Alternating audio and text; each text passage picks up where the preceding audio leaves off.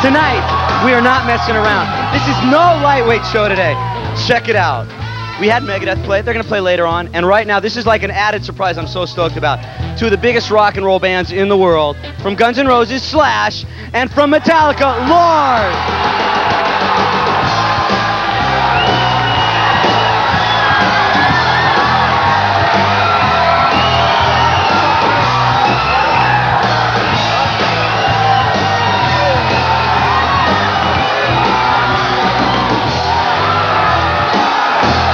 So this was kind of like an added surprise.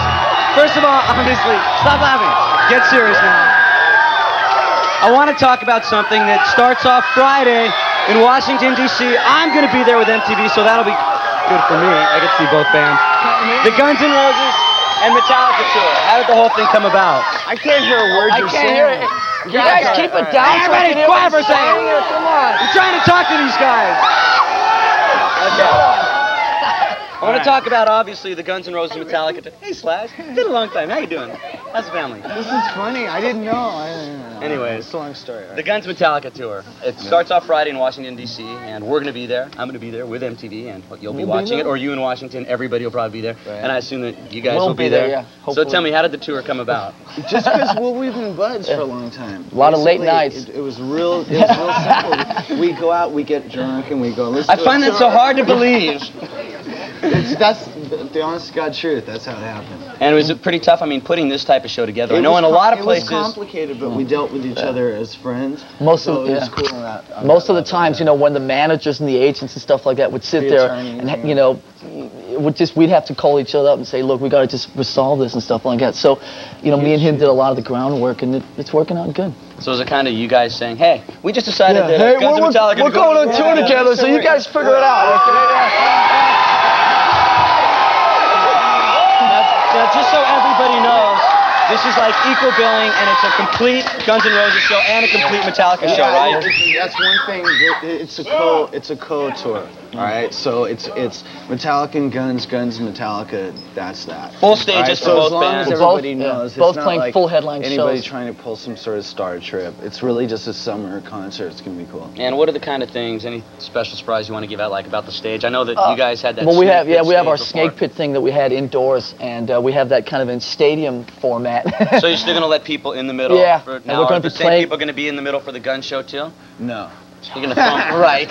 Sorry, now you gotta get out. No, the Metallica show, they do their trip and we do ours. Yeah, I mean that was the whole idea. Was, you know, we do 2.5 hours of our thing, they do 2.5 hours of their thing, and it's completely different, you know. Now, how long is sets? So you guys, I mean, this is like a whole day thing. They're gonna start at like 3 o'clock. And there's also Faith No More. Yeah, that's you know, another thing I wanted to ask you, because I know that Guns, you guys have always liked Faith No More. I know Faith No More They opened up for you before. A couple years ago. So how did that we come had about? them in Europe.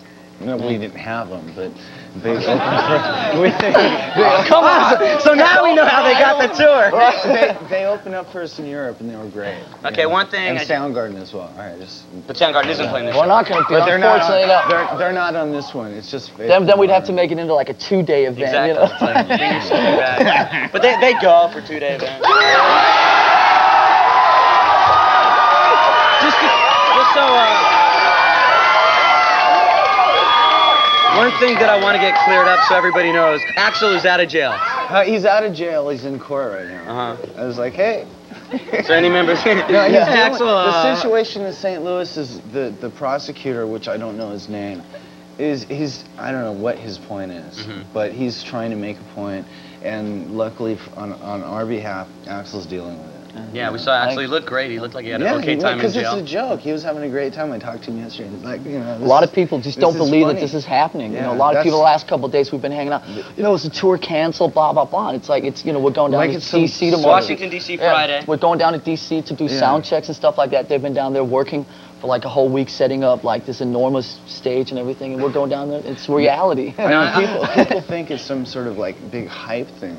And it's not, you know. We set this up. We're doing this tour. I think it's the type of thing for a rock fan to see your two favorite bands in the world probably playing together. It's kind of amazing. You know, especially with Guns N' Roses, we have so many mishaps. I find that hard to believe too. So like for example, Detroit's flipping out because they don't know if we're going to play or not because we canceled there 3 times, and it's not. it's not like we don't want to play Detroit. It's just because we've had all these, circumstances, we'll call them, which have prevented us from being able to get there. So we are playing. We're going so to be back. Anybody in Detroit that's worried, we are coming. They will be there, as far as you know. Yeah. And we're going to be back talking to Slash and Lars in a little bit. But right now it's time to check in with Matt Gallant with news. Matt.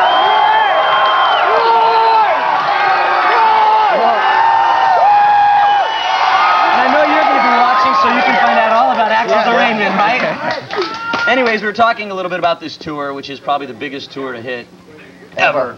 Guns N' Roses, Metallica, and Faith No More. Right. And one thing that we were talking about a little bit earlier is there's a lot of big cities that you guys aren't going to hit, and it's not by your choice, right? No, it's we sat down and basically picked the 30 biggest cities in the country, and when it came time to Cleveland, Philly, Atlanta, I think Kansas City, places like that, they just said, stay away. And we tried St. Louis. Yeah. Well, St. Louis. That was not one of the cities that was picked, believe me. But the stadiums there, we tried race tracks. I mean, do you have a field? We'll show up and play in a field.